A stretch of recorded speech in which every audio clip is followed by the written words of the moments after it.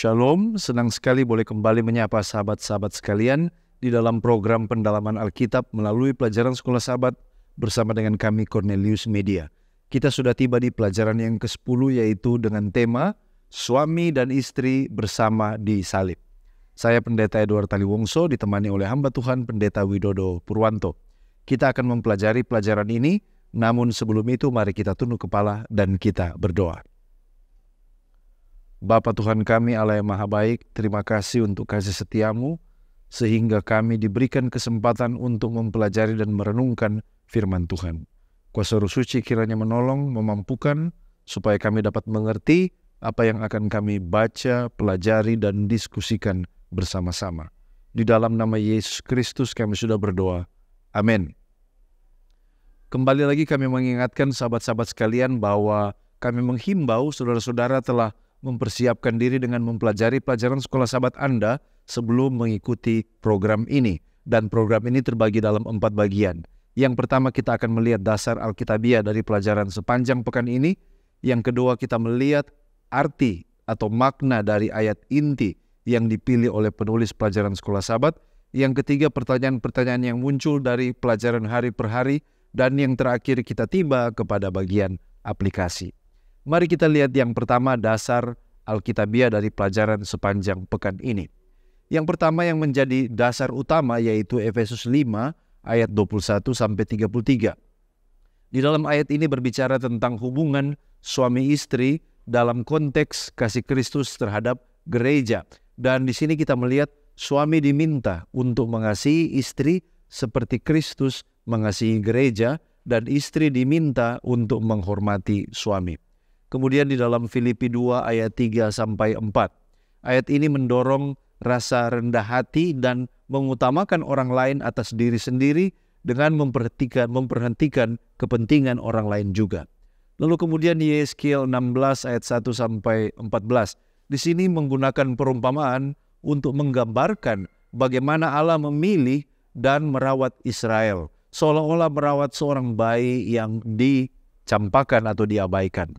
Kemudian kita ke perjanjian baru yaitu 2 Korintus 11 ayat 1-4. Paulus mengkhawatirkan bahwa jemaat Korintus bisa terpengaruh oleh pengajaran palsu dan ia ingin memastikan bahwa iman mereka tetap murni kepada Kristus. Kejadian 2 ayat 15-25. Di ayat-ayat ini mengisahkan tentang penciptaan Hawa sebagai pasangan untuk Adam dan menegaskan tentang pentingnya pernikahan dan persatuan di dalam hubungan suami istri. Itulah dasar Alkitabiah dari pelajaran sepanjang pekan ini.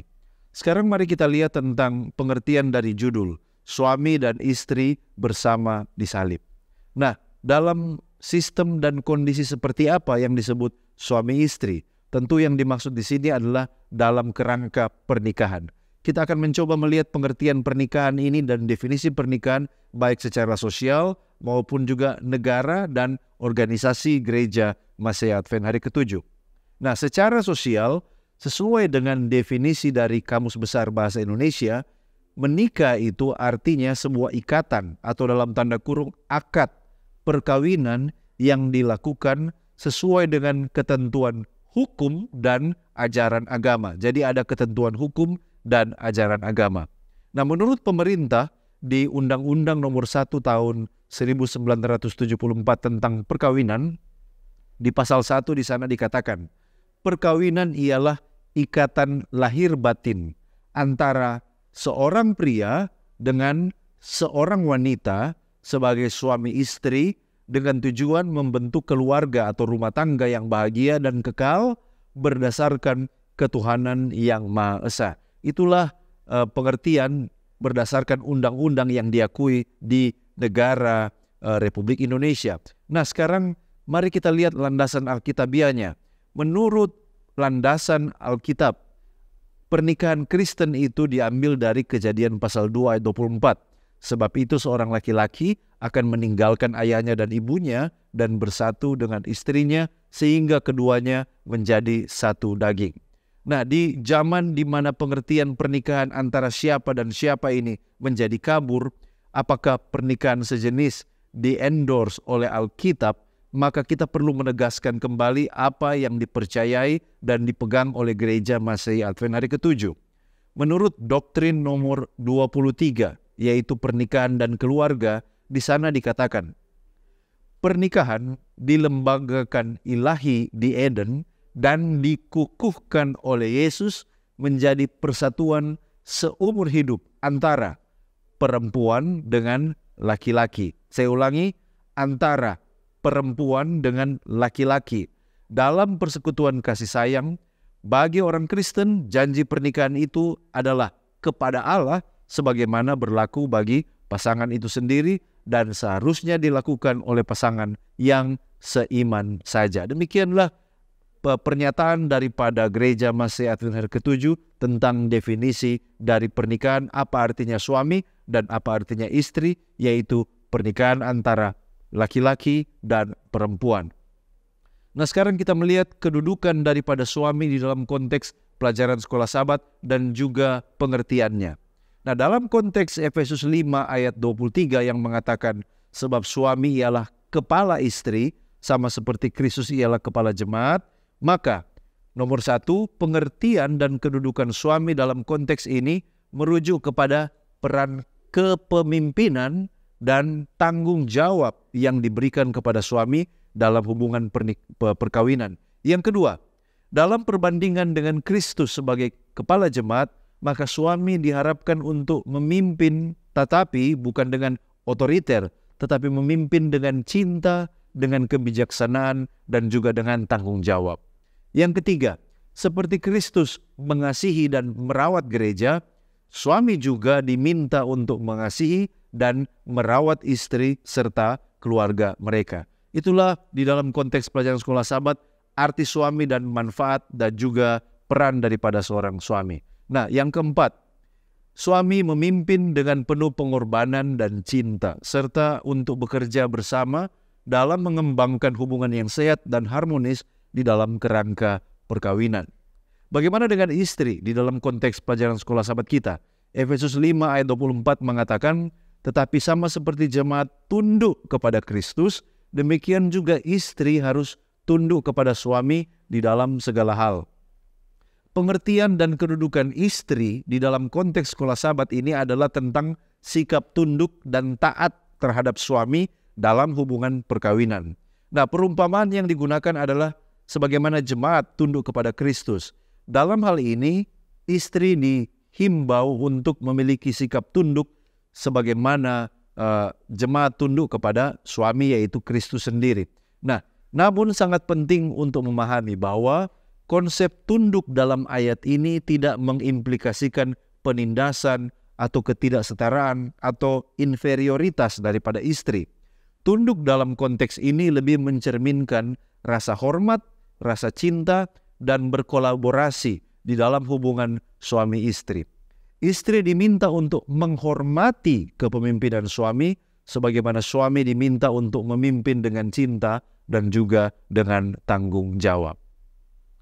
Masih tentang judulnya, apa maksud ketika dikatakan bersama di salib?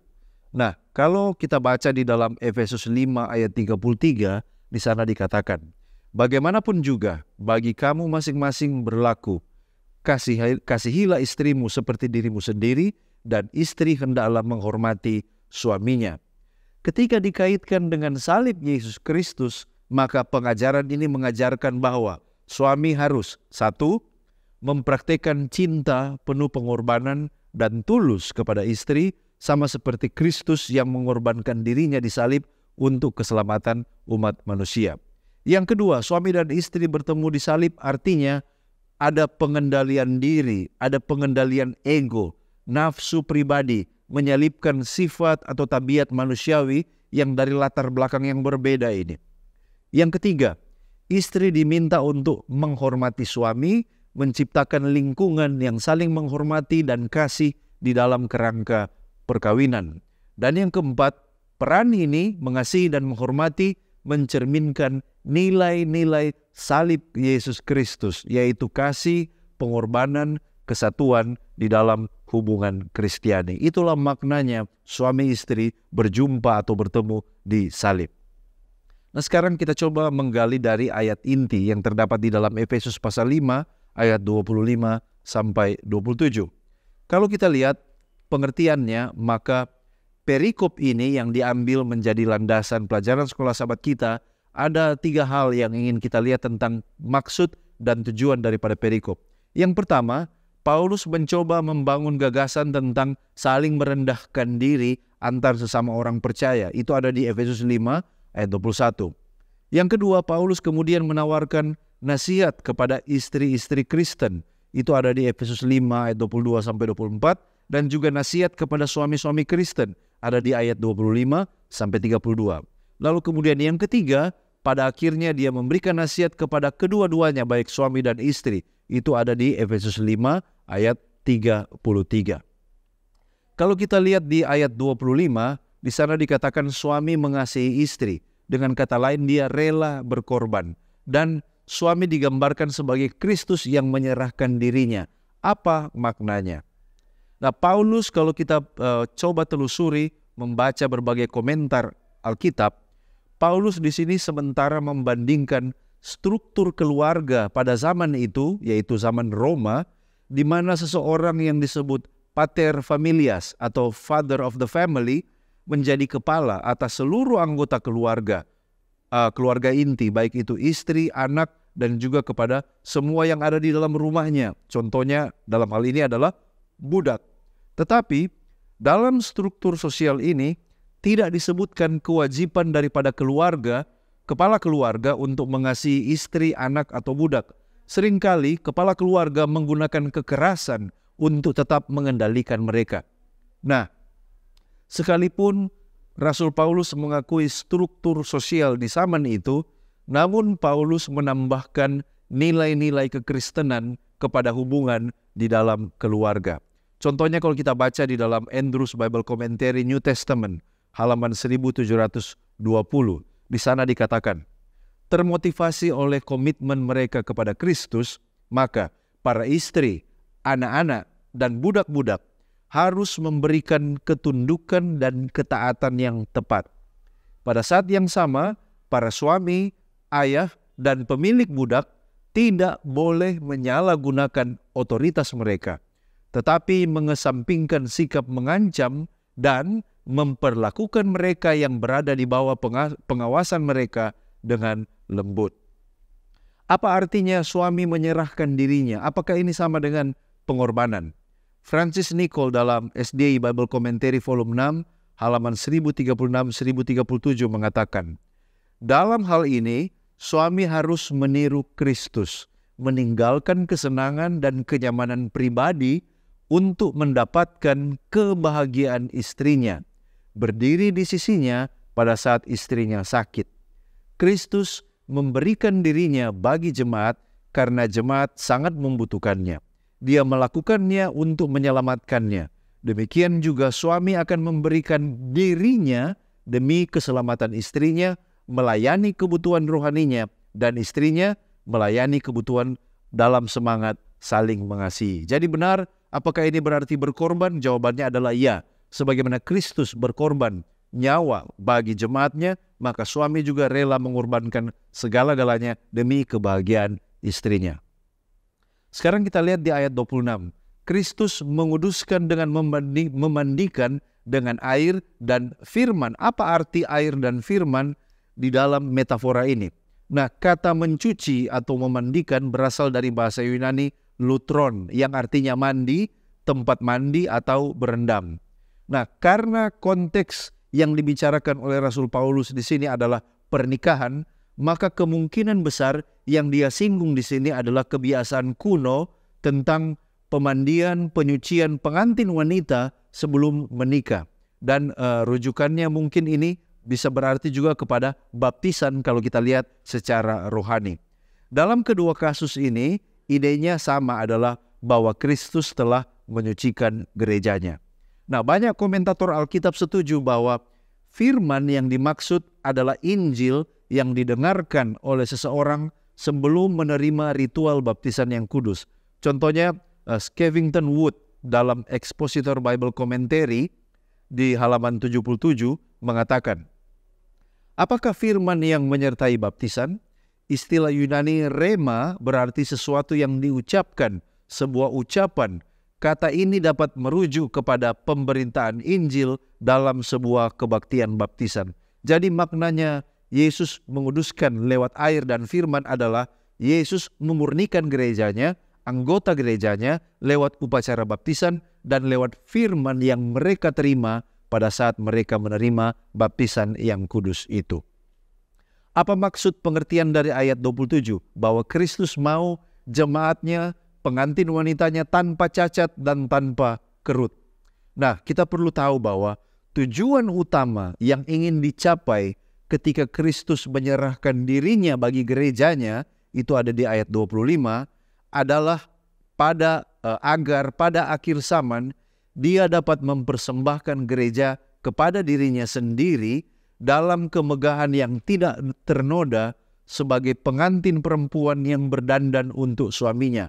Dan apa yang dikatakan oleh Paulus ini cocok dengan ungkapan Yohanes di Wahyu pasal 21 ayat 2. Di sana dikatakan, Wahyu 21 ayat 2, dan aku melihat kota yang kudus, Yerusalem yang baru, turun dari sorga, dari Allah, yang berhias bagaikan pengantin perempuan yang berdandan untuk suaminya. Inilah maksud tujuan mengapa Yesus memurnikan jemaatnya adalah suatu saat nanti dia akan mempersiapkan jemaatnya tidak bercacat, tidak bercela, menjadi pengantin yang sempurna pada pesta perjamuan anak domba di mana Kristus akan disatukan dengan jemaatnya. Ya, dan sekarang kita berpindah kepada pokok pembahasan penting lain tentang istri Kristen, di mana di dalamnya ada nasihat kerendahan hati. Nah, dalam Efesus pasal 5 ayat yang ke-22 terdapat kata tunduklah. Apa maksud dari kata ini? Terjemahan bahasa Yunani untuk kata tunduk atau submit bahasa Inggrisnya adalah hupotasomenoi, yang diambil dari kata kerja hupotaso, yang sebenarnya dalam manuskrip asli bahasa Yunani tidak ditemukan pada Efesus pasal 5 ayat yang ke-22. Kata ini hanya dipinjam dari Efesus 5 ayat 21. Nah, secara literal arti dari hupotaso ini adalah tunduk, menurut atau taat, atau juga merendahkan diri. Nah, ketika dimasukkan ke dalam Efesus 5 ayat 22, hai istri tunduklah kepada suamimu seperti kepada Tuhan, maka kata tunduk ini memiliki makna menunjukkan penghargaan dan penghormatan kepada suaminya, seperti disinggung di dalam ayat yang ke-33. Istri hendaklah menghormati suaminya. Nah, dalam artikel yang dimuat di Ministry Magazine dengan judul How to Build a Family, Vern Calkins mengutip dari seorang teolog yang bernama Johann von Goethe mengatakan itu adalah pemberian hak kepemimpinan dan tanggung jawab secara sukarela oleh seorang istri kepada suami demi memenuhi kebutuhan dasar seorang pria untuk dihormati dan dihargai. Nah, ketika seorang istri melakukan bagiannya ini, bukan hanya Allah akan memberkatinya, tetapi dikatakan suaminya juga akan mengasihinya.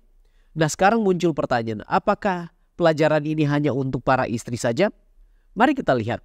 Seperti sudah disampaikan saya tadi sebelumnya, bahwa dalam teks asli bahasa Yunani kata tunduk hupotaso sebenarnya muncul di ayat pasal 5 ayat yang ke-21 dan kemudian dipinjam, dimasukkan ke dalam Efesus 5 ayat 22 dalam terjemahan bahasa Inggrisnya.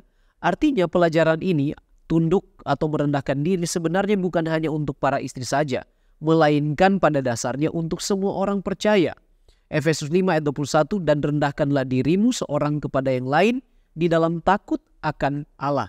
Nah, dalam konteks surat kepada jemaat di Efesus, pelajaran ini lebih spesifik lagi ditujukan mungkin bagi orang-orang percaya dari golongan Yahudi yang masih memiliki pemikiran bahwa mereka atau golongan mereka lebih superior atau lebih terhormat dari orang-orang percaya dari golongan lain atau dari golongan non-Yahudi atau Gentiles. Nah, sekarang bagaimana cara istri untuk tunduk atau menunjukkan kerendahan hati kepada suami di dalam kehidupan keluarga?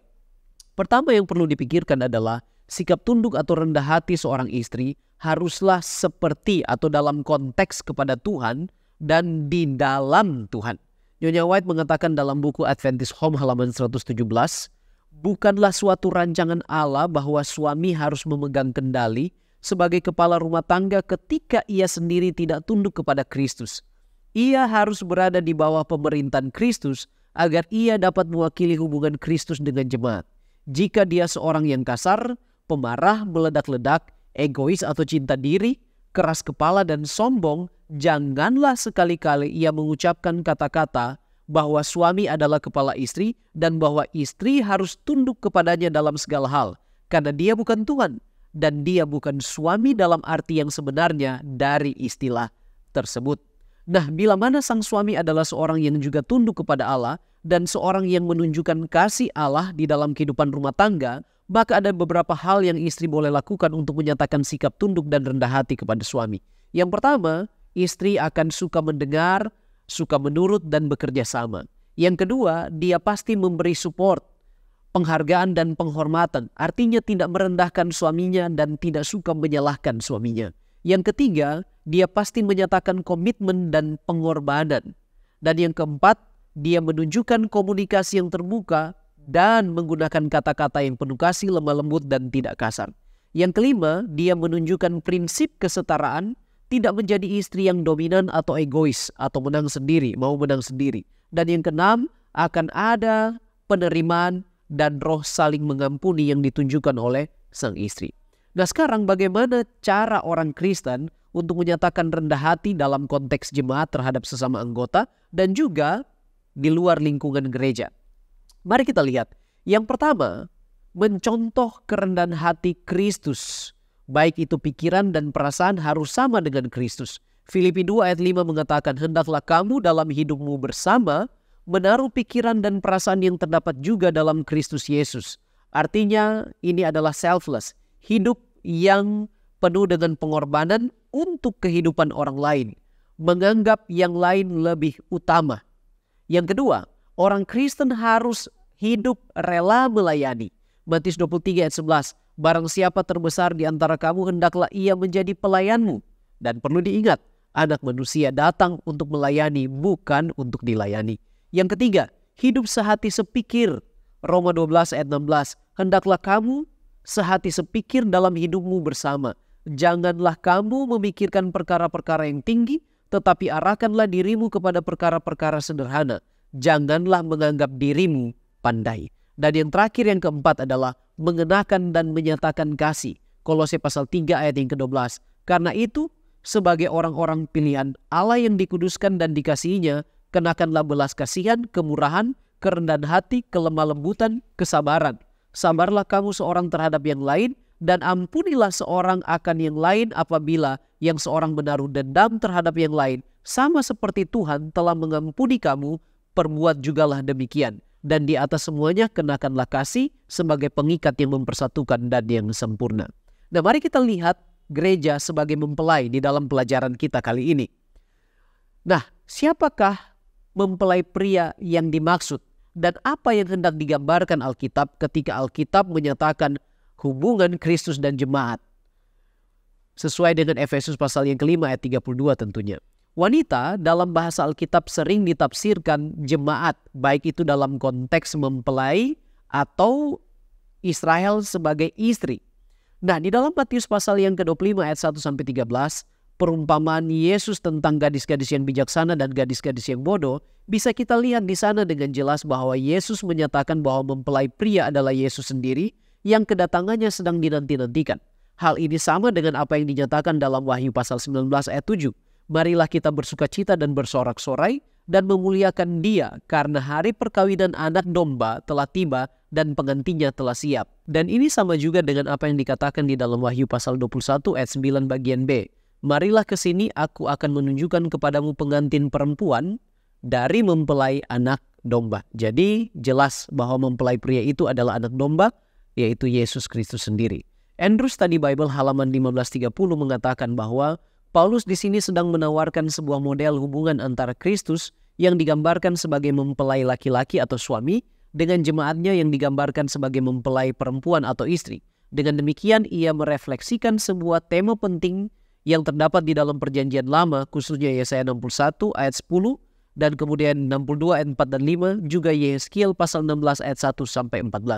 Dengan menggunakan metafora hubungan antara suami dan istri atau mempelai wanita dan mempelai pria, Alkitab ingin menggambarkan begitu dekatnya hubungan antara Dia, Allah, dan jemaatnya, juga betapa sucinya hubungan itu. Dalam hubungan ini dia ingin menyatakan sebenarnya besarnya kasih Allah yang suci murni dan tiada bersyarat itu. Nah sekarang sesuai dengan pelajaran sekolah sahabat kita akan melihat metafora pertunangan sampai menikah dari sudut pandang cara dan budaya dunia. Mari kita lihat yang pertama, yaitu tentang bertunangan. Apa yang mempelai pria atau Kristus lakukan kepada jemaat? Nah, dalam proses pertunangan, mempelai pria harus membeli mempelai wanita dengan mengantarkan harta atau memberi mahar. Dalam Efesus 5 ayat 25 dikatakan Kristus telah menyerahkan dirinya. Dan ini dipandang sebagai menyerahkan mahar untuk membeli mempelai wanita. 1 Korintus pasal 6 ayat 20. Sebab kamu telah dibeli dan harganya telah lunas dibayar. Dan kita tahu bersama di dalam 1 Petrus 1 ayat 18 dan 19 dikatakan. Sebab kamu tahu bahwa kamu telah ditebus dari cara hidupmu yang sia-sia. Bukan dengan barang yang fana. Bukan pula dengan perak atau emas. Melainkan dengan darah yang mahal. Yaitu darah Kristus yang sama seperti darah anak domba yang tak bernoda dan tak bercacat. Kemudian sesudah pertunangan, persiapan pernikahan. Apa yang dilakukan oleh mempelai pria kepada mempelai wanita? Mempelai pria bersama-sama dengan para pengiringnya dan juga kerabat mempelai wanita pasti akan mengadakan persiapan yang besar yang membutuhkan pengorbanan biaya, tenaga, dan juga pikiran. Hal ini dilakukan oleh Allah yang digambarkan dalam Yehezkiel pasal yang ke-16 ayat 1-14, di mana Allah membasuh dan mengadakan pembersihan, mengurapi dengan minyak serta mengenakan pakaian dan perhiasan. Dan ini sama dengan apa yang dikatakan Efesus 5 ayat yang ke-26, menguduskan, menyucikan dengan memandikan dengan air. Dan pengorbanan Kristus telah memungkinkan adanya pemurnian dan juga pembenaran bagi jemaatnya atau bagi orang-orang yang percaya. Nah sekarang saat dan setelah pernikahan, apa yang dilakukan oleh mempelai pria? Pada saat pernikahan maka mempelai pria akan mengucapkan janji. Firman-Nya khususnya mengandung banyak janji bagi jemaatnya, bagi orang-orang percaya pada saat pertobatan mereka. Bahkan sesudah menikah, si pria harus terus mengasihi dan juga merawat dan menghiasi istrinya. Artinya bahwa kasih Kristus tidak pernah berhenti kepada jemaatnya dan dia sedang mempersiapkan satu kumpulan umat, yaitu mereka yang mengasihi dia, untuk menantikan kedatangannya yang kedua kali, di mana mereka mengalami proses penyucian atau sanctification. Nah sekarang bagaimana tentang hubungan Kristus dan jemaat? Apa pelajaran yang boleh diambil bagi orang percaya? Ketika Paulus menggambarkan Kristus mempersembahkan jemaat kepada dirinya sendiri, dia sedang menyinggung parade akbar pada saat penyerahan mempelai wanita. Ia memberikan potret yang mengharukan tentang kedatangan Kristus untuk upacara pernikahan di masa depan. Pelajarannya adalah sebagai mempelai pria dia telah berkorban untuk jemaat atau umatnya. Juga Kristus setia, dia tidak pernah berkhianat. Dia terus memegang janji setianya kepada umatnya. Kasihnya itu kekal. Itulah sebabnya jemaat atau umatnya harus juga menyadari hal itu dan meresponinya dengan cinta kepada Allah dan juga menyatakan cinta kepada sesama. Ingat bahwa Yeremia 31 ayat 3 mengatakan, dari jauh Tuhan menampakkan diri kepadanya. Aku mengasihi engkau dengan kasih yang kekal. Sebab itu aku melanjutkan kasih setiaku kepadamu. Dan sekarang apa pelajaran bagi suami dan istri atau sebagai suami dan istri? Melalui metafora suami istri atau mempelai pria dan wanita, hubungan Kristus dan jemaat, suami istri perlu belajar untuk yang pertama menjaga ikatan kudus pernikahan. Yang ini dalam hal ini penuh dengan komitmen dan cinta. Yang kedua, hal ini perlu disertai dengan pengorbanan dan kesetiaan. Yang ketiga, harus ada cinta yang mutual atau yang menguntungkan kedua belah pihak. Keduanya harus saling mengasihi, menghormati, dan saling menghargai satu dengan yang lain. Dan yang terakhir pelajarannya adalah yang paling penting, keduanya harus tetap tinggal di dalam Kristus. Semakin mereka tinggal di dalam Kristus, setia kepadanya, semakin mereka akan mengasihi satu dengan yang lain tanpa syarat. Nyonya White mengatakan dalam buku Adventist Home halaman 26, Kristus menghormati hubungan pernikahan dengan menjadikannya sebagai simbol persatuan antara dia dan orang-orang yang telah ditebusnya. Dia sendiri adalah mempelai pria, mempelai wanita adalah gereja, yang mana sebagai yang dipilihnya dia berkata, cantik engkau, kekasihku, tidak ada cacat pada dirimu. Inilah digambarkan dengan hubungan antara Kristus dan jemaat. Terima kasih pendeta. Selanjutnya kita melihat di Efesus 5 ayat 28, di mana di sana dikatakan, kasihilah istrimu seperti dirimu. Apa makna dari Efesus 5 ayat 28 ini menggambarkan kesatuan tubuh suami dan istri? Nah, kalau kita lihat di dalam Efesus 5 ayat 28, demikian juga suami harus mengasihi istrinya seperti mengasihi tubuhnya sendiri. Siapa yang mengasihi istrinya, ia mengasihi dirinya sendiri. Ayat ini menggambarkan kesatuan yang erat antara suami dan istri dalam kerangka pernikahan. Dan suami dihimbau untuk mengasihi istri dengan cara yang sama seperti ia merawat dan mengasihi tubuhnya sendiri. Lalu kemudian mungkin muncul pertanyaan, mengapa suami diminta untuk mengutamakan istri dibandingkan dengan yang lain? Oleh karena ada beberapa alasan. Yang pertama, ini adalah perintah dan teladan kasih daripada Kristus. Dalam Efesus 5 ayat 25, ini menunjukkan bahwa cinta suami kepada istri seharusnya mencerminkan cinta Kristus kepada gereja. Jadi sebagaimana Kristus mengutamakan jemaatnya, suami pun diperintahkan untuk mengutamakan istrinya. Alasan yang kedua adalah suami diperintahkan untuk menjadi seorang pemimpin yang penuh kasih dan pengorbanan. Sebagai kepala rumah tangga, suami dipanggil untuk memimpin dengan cinta dan pengorbanan dan mengutamakan istrinya. Yang ketiga, oleh karena ada keseimbangan peran. Mengasihi istri dengan penuh pengorbanan, membantu menjaga keseimbangan peran dan membangun hubungan yang harmonis di dalam rumah tangga. Yang keempat, pentingnya persatuan. Mengutamakan istri membantu dalam memelihara persatuan ini dan menciptakan lingkungan yang saling percaya dan saling mendukung satu sama lain. Selanjutnya, kalau kita lihat arti dari kata satu daging di dalam Efesus 5 ayat 31 sampai 33. Apa yang dimaksud dengan laki-laki meninggalkan ayahnya dan ibunya? Yang maksud di sini adalah independensi atau kemandirian. Lalu kemudian, mengapa tidak disebut wanita juga meninggalkan ayah dan ibunya? Mengapa hanya laki-laki saja? Nah, dalam konteks Efesus 5 ayat 31, ayat ini sebenarnya merujuk pada kutipan dari Kejadian 2 ayat 24. Di sana dikatakan laki-laki akan meninggalkan ayahnya serta ibunya, bersatu dengan istrinya sehingga keduanya menjadi satu daging.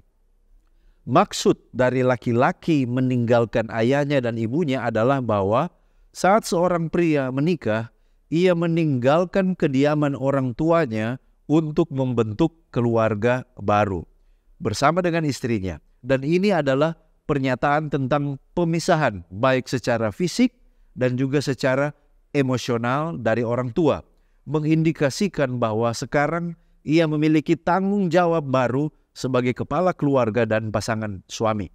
Nah, meskipun ayat ini secara spesifik menyebutkan laki-laki meninggalkan ayah dan ibunya, tidak berarti bahwa perempuan tidak memiliki tanggung jawab yang sama. Konsep meninggalkan ayah dan ibu adalah prinsip yang umum yang berlaku untuk kedua pasangan. Mungkin ini menyebutkan laki-laki, oleh karena ini mengacu kepada kepemimpinan suami dalam keluarga yang diuraikan oleh Rasul Paulus di dalam Efesus pasalnya yang kelima. Namun tidak mengurangi pentingnya bagi istri untuk juga memberikan komitmen dan keterlibatan di dalam hubungan pernikahan yang baru sesuai dengan anjuran daripada Alkitab sendiri. Apa makna menjadi satu daging, baik secara umum maupun secara rohani? Secara umum, satu daging artinya penyatuan secara seksual. Nah, budaya yang telah lama mengakar bahwa penyatuan seksual artinya penaklukan pria atas wanita. Namun demikian, di dalam konteks pelajaran sekolah Sabat, Rasul Paulus memberikan pengertian yang lebih dalam dan lebih mulia tentang apa artinya satu daging. Menurut buku Apa Yang Perlu Anda Ketahui Tentang 28 Doktrin, menjadi satu daging memiliki 3 makna. Yang pertama itu artinya berjalan bersama-sama. Artinya di sini satu misi, satu visi dalam berbagai hal, dalam mengambil keputusan telah dipertimbangkan bersama-sama, merupakan pasangan orang yang sama-sama percaya kepada Tuhan, merupakan pasangan yang seimbang. Ini diulangi di 2 Korintus 6 ayat 14 sampai ayat 16. Lalu kemudian yang berikut artinya berdiri bersama-sama.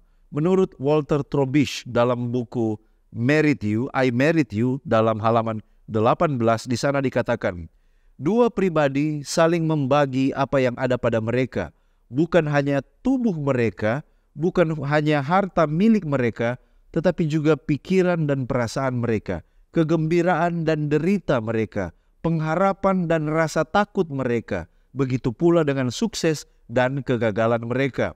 Untuk menjadi sedaging berarti kedua pribadi itu menjadi satu tubuh secara lengkap, satu jiwa dan roh, namun demikian tetap dua pribadi yang berbeda. Itulah artinya berdiri bersama-sama. Yang ketiga, arti dari satu daging adalah keintiman.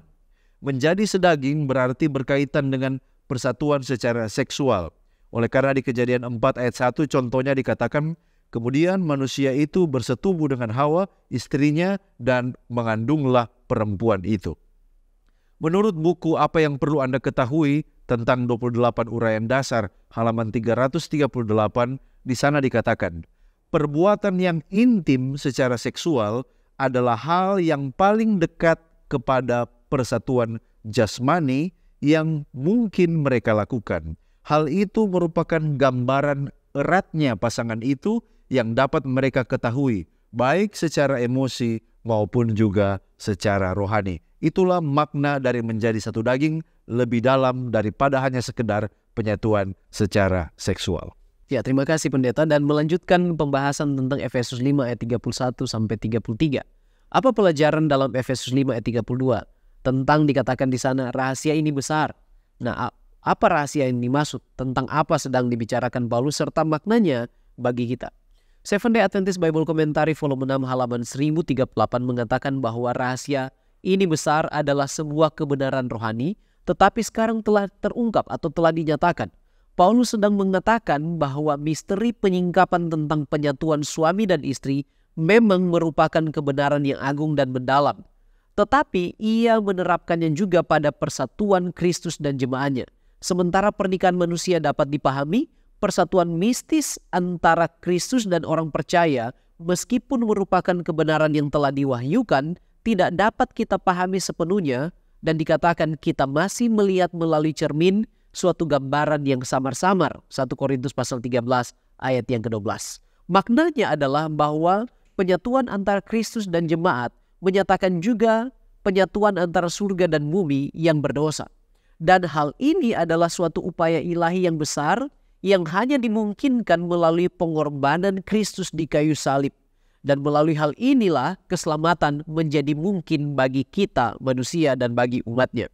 Nah, selain itu, ini juga adalah sebuah janji tentang kedatangannya yang kedua kali, di mana penyatuan itu akan menjadi kenyataan yang penggenapannya itu sementara kita nanti-nantikan. Di dalam penyatuan ini sebagaimana hubungan antara suami dan istri harus saling mendukung, setia dan penuh cinta. Demikianlah antara jemaat dan Kristus. Sebagai jemaatnya kita perlu terus bergantung dan bersekutu dengan Kristus agar suatu saat nanti kita akan melihat misteri besar itu dalam keadaan yang nyata dan jelas. 1 Korintus pasal 13 ayat yang ke-12 bagian B. Sekarang aku hanya mengenal dengan tidak sempurna, tetapi nanti aku akan mengenal dengan sempurna seperti aku sendiri dikenal. Nah, sekarang ayat yang ke-33. Apa yang harus dilakukan suami untuk mengasihi istrinya dalam konteks kehidupan pernikahan? Serta sebaliknya, apa yang perlu dilakukan istri untuk menunjukkan penghormatan kepada suaminya? Dan di sini kenapa istri seperti hanya sebatas menghormati, tidak ada unsur mengasihi? Mari kita lihat apa sebenarnya makna dari mengasihi dan menghormati di dalam pernikahan. Suami haruslah menyerahkan dirinya sendiri dalam menyatakan kasihnya kepada istrinya. Hal ini dijelaskan lebih praktis dalam Efesus pasal 5 ayat yang ke-28. Demikian juga suami harus mengasihi istrinya sama seperti tubuhnya sendiri. Siapa yang mengasihi istrinya, mengasihi dirinya sendiri. Praktis disebutkan dalam ayat ini.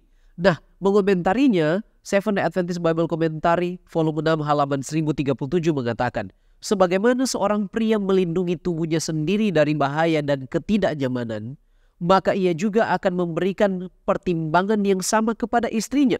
Paulus di sini sedang menekankan penyatuan esensial yang harus berlaku antara suami dan istri. Artinya, segala perkataan dan tindakannya haruslah bertujuan untuk menjaga agar istrinya bahagia, dan tidak tersakiti. Kemudian di halaman yang sama dari Seventh-day Adventist Bible Commentary, kasih itu harus diberikan dengan kata-kata yang penuh pengertian dan kasih sayang. Suami akan memberikan dukungan sementara bagi istri dengan baik. 1 Timotius 5 ayat 8. Dia akan melakukan segala sesuatu yang mungkin untuk memastikan kebahagiaan istrinya. 1 Korintus pasal 7 ayat 33. Dan dia akan memberikan segala kehormatan kepada istrinya. 1 Petrus 3 ayat yang ke-7. Lebih lanjut di halaman yang sama dari Seventh-day Adventist Bible Commentary dikatakan, ketika suami mempromosikan kesejahteraannya, dia juga sedang mengerjakan kesejahteraan sendiri. Artinya ketika dia mengupayakan kesejahteraan istrinya, dia berarti sedang mengupayakan kesejahteraan bagi dirinya sendiri. Bukan hanya karena mereka terikat erat, tetapi karena istri memberikan kepada suami kebahagiaan yang suaminya berikan kepadanya. Dan dikatakan, kebaikan melahirkan kebaikan, kebahagiaan menghasilkan kebahagiaan. Sebaliknya, istri perlu menunjukkan penghormatan. Seventh-day Adventist Bible Commentary volume 6, halaman 1036 mengatakan tentang hal ini, yaitu penghormatan, ketundukan ini dinyatakan dalam pertimbangan, kemurahan hati, dan penghormatan. Nah, penghormatan adalah suatu manifestasi dari kasih, sebab tanpa kasih tidak akan ada penghormatan yang tulus atau yang penuh. Sama halnya dengan ketika kita mengasihi Allah, maka kita akan hormat dalam arti tunduk dan taat kepadanya. Yohanes 14 ayat 15, jikalau kamu mengasihi aku, kamu akan menuruti perintah-perintahku. John White mengatakan dalam buku Adventist Home halaman 15, tipe surga yang paling manis adalah rumah tangga di mana roh Tuhan memimpin. Jika kehendak Tuhan terpenuhi, suami dan istri akan saling menghormati dan memupuk kasih serta kepercayaan. Inilah yang kita rindukan terjadi di dalam kehidupan rumah tangga suami dan istri. Bagi kita yang sudah berumah tangga dan membentuk keluarga, mungkin ada begitu banyak nasihat yang kita terima dari pelajaran sepanjang pekan ini. Namun apakah pelajaran bagi mereka yang belum berkeluarga berdasarkan nasihat-nasihat Rasul Paulus di dalam Efesus pasal 5 ini? Nah, ada beberapa pelajaran bagi mereka yang belum berkeluarga sehubungan dengan banyak hal yang dapat kita ambil. Yang pertama, hubungan Kristus dengan jemaat itu digambarkan dengan hubungan suami dan istri. Sebuah hubungan yang sangat privat, hubungan yang sangat intim. Demikianlah Kristus sangat mengasihi jemaat dan demikianlah jemaat seharusnya mengasihi Kristus sebagai suaminya. Pelajaran yang kedua tentang betapa pentingnya kesetiaan. Apapun yang akan terjadi, harus ada komitmen yang ditepati. Sebagaimana Kristus berkomitmen untuk menjaga, merawat jemaatnya, maka jemaat juga berkomitmen untuk tetap setia kepada Yesus Kristus. Pelajaran yang ketiga adalah tentang kepemimpinan. Menjadi pemimpin bukanlah mengeksploitasi yang dipimpin, tetapi menaklukkan dengan kasih sayang. Sebagaimana Kristus sebagai pemimpin atas jemaatnya dan dia menyerahkan segala-galanya, berkorban bagi umat yang dia pimpin, demikian juga pelajaran tentang kepemimpinan, kita menaklukkan dengan kasih sayang, bukan dengan kekerasan dan mengeksploitasi. Yang keempat, pelajaran tentang kesatuan dalam keragaman. Sama seperti pria dan wanita berbeda secara alamiah, demikian juga di dalam jemaat. Walaupun berbeda latar belakang, namun memiliki komitmen yang sama untuk kemajuan tubuh Kristus. Dan pelajaran yang kelima yang bisa kita ambil yang mungkin tidak ada hubungan dengan pernikahan adalah pelajaran tentang peran dan tanggung jawab. Sebagaimana ada peran dan tanggung jawab suami dan istri, maka ada juga peran dan tanggung jawab bagi seluruh anggota tubuh Kristus. Kalau ada seseorang yang gagal memainkan perannya, maka rumah tangga itu akan menderita. Kalau ada seseorang yang gagal melaksanakan pelayanannya di jemaat, maka jemaat itu akan menderita. Apa persiapan yang dapat dilakukan bagi pria dan wanita sebelum mereka maju kepada bahtera rumah tangga atau menikah menjadi suami dan istri Kristen sesuai dengan Alkitab? Nah, ada persiapan yang perlu dilakukan oleh pria dan wanita sebelum pernikahan mereka itu menjadi pernikahan yang sesuai dengan Alkitab. Yang pertama, pengenalan diri dan hubungan dengan Tuhan. Masing-masing pasangan perlu memiliki pengenalan terhadap dirinya sendiri dan juga pengenalan akan hubungan mereka dengan Tuhan. Mereka dapat membangun dan memperkuat hubungan pribadi dengan Tuhan melalui doa, baca Alkitab, ibadah secara teratur. Yang kedua, mereka harus paham tentang apa artinya pernikahan Alkitabiah. Belajar tentang pandangan Alkitab mengenai pernikahan, mengenai peran suami, mengenai peran istri, mengenai tanggung jawab, dan nilai-nilai yang dijunjung tinggi dalam pernikahan Kristen. Yang ketiga, mereka perlu memiliki komitmen terhadap kesucian dan juga kejujuran. Artinya hidup dalam kesucian, menjaga integritas dalam segala aspek kehidupan, termasuk hubungan sebelum pernikahan.